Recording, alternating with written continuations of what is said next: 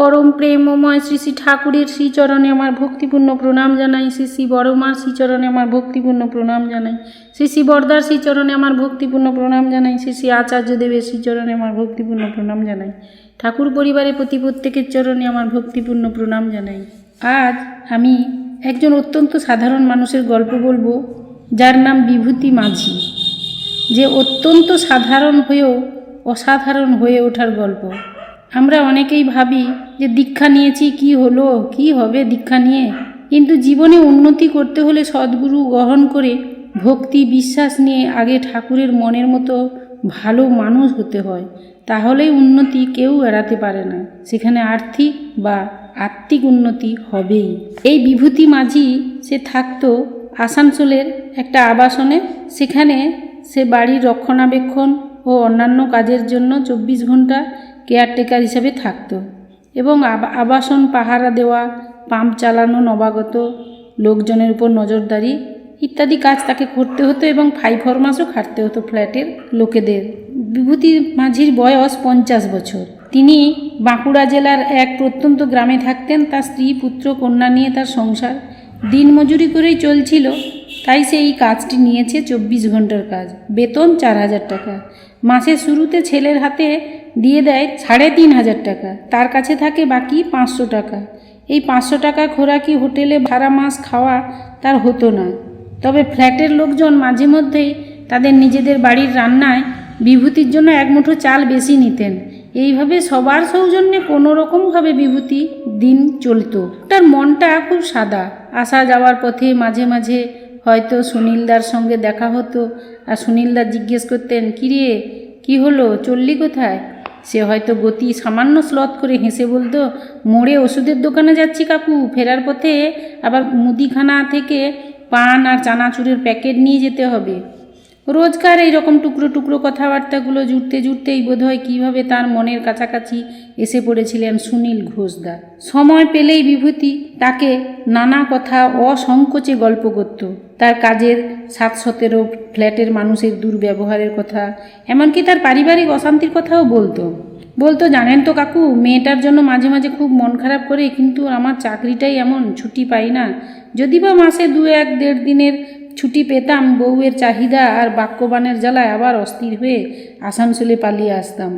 কাকু মাঝে মাঝে মনে হয় সাধু হয়ে দেশান্তরী হয়ে যায়। এইবারে আসল গল্প শুরু। এই হলো বিভূতিভূষণের জীবন চরিত্র। এইবারে সেই বিভূতিভূষণকে সুনীল ঘোষদা তিনি বলছেন, দূর বোকা, দেশান্তরী হয়ে না হয় সংসার থেকে পালালে, কিন্তু তাই বলে সংসারটা কি তোমার মন থেকে অমনি অমনি পালাবে ভেবেছ? এ কথাটি মুখেও এনো না ভাই, বরং ভাবো, ঠাকুর এই জীবন যখন দিয়েছেন, এই সমস্যাও যখন দিয়েছেন, তখন নিশ্চয়ই তার আমাকে নিয়ে কোনো পরিকল্পনা থাকবে। এই প্রতিকূলতার মধ্য দিয়েই তোমাকে জয়ী হতে হবে, সেই কথা ভাবো। মনে হলো কথাগুলো যেন একটু তার মনে আলো দিল। তিনি যাজন করে চলেন, জানো আমার ঠাকুর বলেছেন, সদ্গুরুর শরণাপন্ন হও, সৎ নাম মনন করো আর সৎসঙ্গের আশ্রয় গ্রহণ করো। আমি নিশ্চয় বলছি, তোমাকে আর তোমার উন্নয়নের জন্য ভাবতে হবে না। তো তার মন কি বলল জানেন না। এবং তিনি আরও বলে চলেছেন, তার দীক্ষা নিয়ে তাতে ভরসা আর ভালোবাসা রেখে তার মতো জীবনযাপন শুরু করলে তুমি তোমার এই বর্তমান অবস্থা থেকে বেরিয়ে আসবেই একদিন। সুনীলদা খুব আশ্বাস দিয়ে তাকে বললেন কথাগুলো। তো তার কথাগুলো তিনি নিঝুম হয়ে শুনলেন, শান্ত গলায় বললেন, কিভাবে দীক্ষা নেব কাকু? আমি ফ্ল্যাটের সকলের বাড়িতে খাই, যে যা দেয় তাই খেয়েই তো টিকে আছি। আমি নিরামিষ খাবার কোথায় পাবো? দীক্ষা নিলে শুনেছি নিরামিষ খেতে হয়। এবার সুনীলদাকে সে কাকু বলতো, সেই সুনীলদা হেসে হেসে বলছেন, নিরামিষ খাওয়ার জন্য তো কেউ ঠাকুর ধরে না। ঠাকুরকে ভালোবেসে মানুষ তার কাছে আসে। দীক্ষা নিয়ে ইষ্টভীতি করার ভিতর দিয়ে সেই ভালোবাসা বেড়ে ওঠে, আর এই ভালোবাসার টানেই তার জীবন বেড়ে ওঠে। তুমি মনস্থির করো, দেখবে ঠাকুরই সব তোমার ব্যবস্থা করে দেবেন। এরকমভাবে দিন যায়, মাস যায়। হঠাৎ 2016 সালে এসে পড়ল একটা শুভ যোগ, শুভ দিন। সে বছরের শুরুতেই এক পরমানন্দ সংবাদ গোটা সৎসঙ্গ জগৎকে হিল্লোলিত করে তুলল। পরম পূজ্যপাদ শ্রী শ্রী বাবাই দাদা অর্থাৎ বর্তমান আচার্যদেব, তার পরমারাধ্য পিতৃদেবের আশিস নিয়ে 100 দিনের পরিক্রমায় বাহির হতে চলেছেন। আসানসোল, দুর্গাপুর, বর্ধমান, সিউড়ি ও কাছাকাছি অঞ্চলে শ্রীমন্দিরগুলিকে কেন্দ্র করে 10,000 দীক্ষার লক্ষ্যমাত্রা ধার্য হয়েছে। তার মধ্যে আসানসোল মন্দিরে কমপক্ষে 2,000 দীক্ষার ব্যবস্থা করার আশীর্বাদ হয়েছে। জানা গেল তিনি দেওঘর থেকে প্রথমে আসানসোল শ্রীমন্দিরে আসবেন 3রা ফেব্রুয়ারি সকাল 7টায় এবং 8টায় রওনা হবেন দুর্গাপুর অভিমুখে। আদেশ মতো সুনীলদারা সকলেই জনসংগ্রহে ব্যস্ত হয়ে পড়লেন। সুনীলদার হঠাৎই বিভূতির মুখটা ভেসে উঠল তার মনে। গুরু গ্রহণ নিয়ে তার মানস সংশয়ের কথা তাঁর স্মরণে ছিল। তিনি দীক্ষা দিবসের আগের দিন বিভূতিকে বললেন, দেখো বিভূতি, আগামীকাল শ্রী শ্রী ঠাকুরের রেতবাহী তাঁর জ্যেষ্ঠ পৌত্র স্বয়ং আসানসোল শ্রীমন্দিরে আসছেন দীক্ষাদান করতে। এই মহা সুযোগ তুমি হারিও না ভাই। তো সুনীলদা ভেবেছিলেন বিভূতির মনের গ্রন্থি পুরোপুরি খুলতে না পারলে তিনি তাকে আরও যাজন করবেন দীক্ষা নেওয়ার জন্য। তিনি প্রস্তুত ছিলেন যাজন করার জন্য, কিন্তু তাকে এরকম অবাক করে দিয়ে তার মুখের উপর বিভূতি বলে উঠল, ঠিক আছে কাকু, আমি কাল ভোর 6টায় স্নান করে মন্দিরে যাব, আপনি আমার দীক্ষা নেওয়ার ব্যবস্থা করে দেন। তিনি দেখলেন তার সমস্ত চোখ মুখে জীবনের উদ্দীপনার ঝলক টকবক করছে। যার রথচক্রধ্বনি আভাসটুকু শুনেই বিভূতির প্রাণের সুপ্ত ফল্গুধারা এমন মুক্তশ্রোতা হয়ে উঠল, সেই দেবতাকে নতমস্তকে প্রণাম নিবেদন করে তিনি কপালে হাত ছুলেন এবং বললেন, জয় গুরু। পরদিন দীক্ষা নিয়ে শ্রী শ্রী ঠাকুর প্রণাম সেরে তার পাশে এসে দাঁড়ালো বিভূতি। দেখে মনে হলো সে যেন একটা ঘোরের মধ্যে আছে। সে বলল সুনীলদাকে, কাকু, আমি আজ দেবদর্শন করলাম। এমন সুন্দরও মানুষ হয়, ঠাকুরের মানুষ যদি এমন ধারা হন, না জানি আমাদের ঠাকুর কেমন ছিলেন। সেই শুরু হলো বিভূতি মাঝির জীবন বদলের পালা। মন্দিরে আগেও যেত, দীক্ষার পর স্বাভাবিকভাবেই যাতায়াত বেড়ে গেল।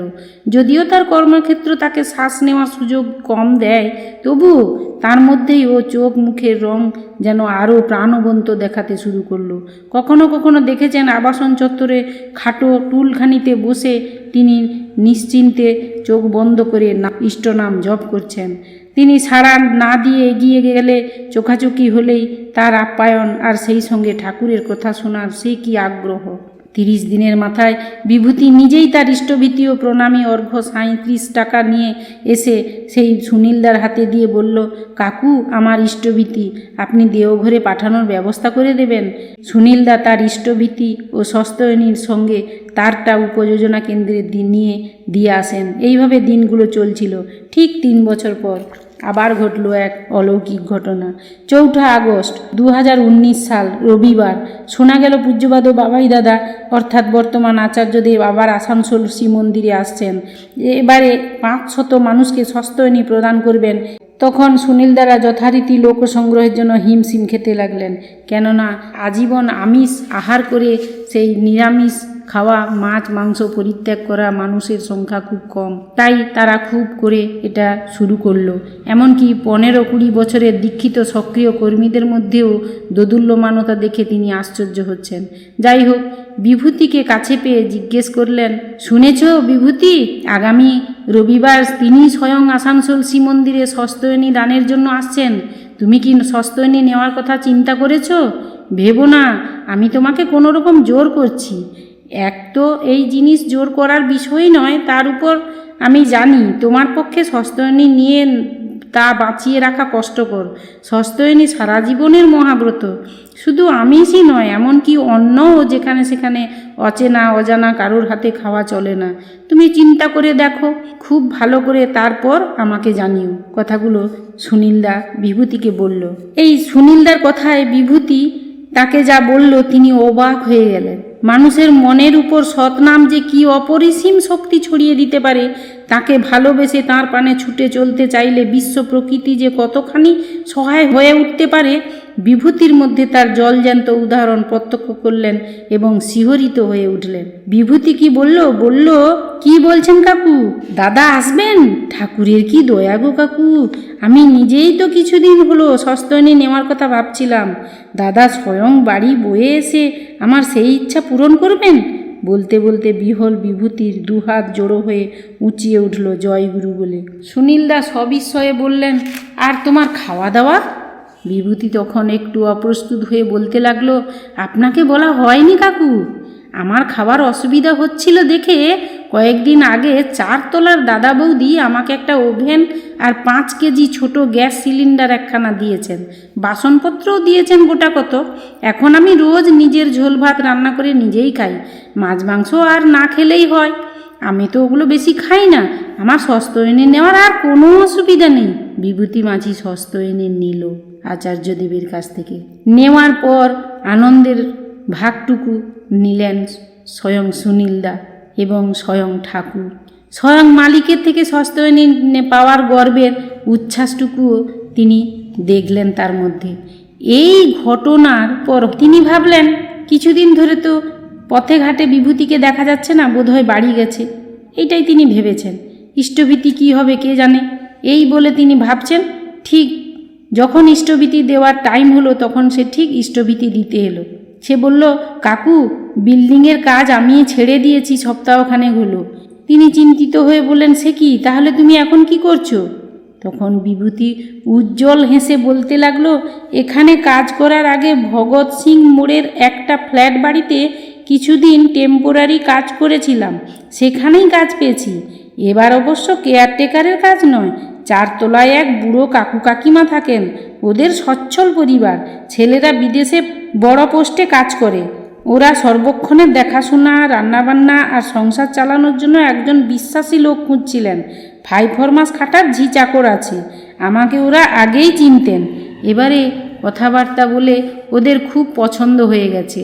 নির্ঝঞ্ঝাট কাজ, 6,000 টাকা মাইনে দেবে, খাওয়া পরা থাকা সব দেবে, একদম বাড়ির ছেলের মতো। এই পর্যন্ত বলে বিভূতি থামল, চোখ দুটো নেমে এলো তার, ঝুঁকে এলো বুঝি তার দয়ার ভারে। কিছুক্ষণ তার মুখের দিকে তাকিয়ে সে বলল, কাকু, ঠাকুরকে ধরে আমার কষ্টের দিন শেষ হয়ে গেছে। আমার মাইনে থেকে ইষ্টভীতি আর সস্তায়নের জন্য টাকা তুলে রেখে সবটাই বাড়িতে পাঠিয়ে দিই, আর ও বাড়ির রান্নার ভার তো আমারই উপর। খাওয়া দাওয়ার এখন আর অসুবিধে নেই। বউ বলেছে এবার থেকে সংসার খরচ বাদ দিয়ে প্রতি মাসে বেশ কিছু জমাতেও পারবে। আমি বাড়ি ফিরে ওদের দীক্ষারও ব্যবস্থা করব কাকু। বিভূতির কথা শুনে সুনীলদা অবাক হয়ে গিয়েছিলেন। ঠাকুর, তোমার কি দয়া দিয়ে তিনি হাত তুলে দুহাত ভরে বলেছিলেন, আবেগ ভরে বলেছিলেন, জয় গুরু। এই বিভূতিকে তিনি দেখেছেন, আর ঠাকুরের বাণীর একটি শব্দ মনের মধ্যে টোকা মারছে তার, বিভব বিভূতি। বিকৃতি বিধায়না গ্রন্থের 333 সংখ্যক বাণীতে শ্রী শ্রী ঠাকুর এই যুগ্ম শব্দটি প্রয়োগ করেছেন, যার অর্থ হল বিহিত পথে চলে হয়ে ওঠার ভিতর দিয়ে অর্জন করা সম্পদ। তার চেনা সেই বিভূতি আজ আর শুধু কেয়ারটেকার বিভূতি নয়, সমাজে আজ সে একজন বিশ্বাসী মানুষ হিসাবে প্রতিষ্ঠা পেয়েছে। নিছক ভাগ্যান্বেষী দরিদ্র একটা মানুষ আত্মসমর্পণের সঙ্গে ইষ্টের আশ্রয় গ্রহণ করে তার মনের মতো হয়ে ওঠার তাগিদে কিভাবে শত প্রতিকূলতাকে তুচ্ছ করে একেবারে ছাই ফুঁড়ে বেরোনো আগুন পাখির মতো জীবনের আকাশে মুক্তির ডানা মেলতে পারে, এই গল্প সেই গল্প। সস্তায়নী নেওয়ার 1 মাস পরে বিভূতি এসে বলল, কাকু, আমার ইষ্টভীতিটা ধরেন। শুনে সুনীলদা অত্যন্ত প্রীত হয়েছিলেন, খুব আনন্দ হয়েছিল। এই হলো এক অতি সাধারণ বিভূতি মাঝির গল্প, যার ভক্তি, বিশ্বাস ও সরল সাধুতার কাছে আমাদের অনেক কিছু শিক্ষণীয় আছে। ঠাকুর বলেছেন, আগে ভালো মানুষ হও, আর ভালো মানুষের দুঃখ দূর হবেই হবে। এইভাবে বিভূতির জীবনের গল্প বললাম। আপনারা সবাই ভালো থাকবেন, সুস্থ থাকবেন। সবাইকে আমার জয়গুরু জানিয়ে এখানেই শেষ করছি।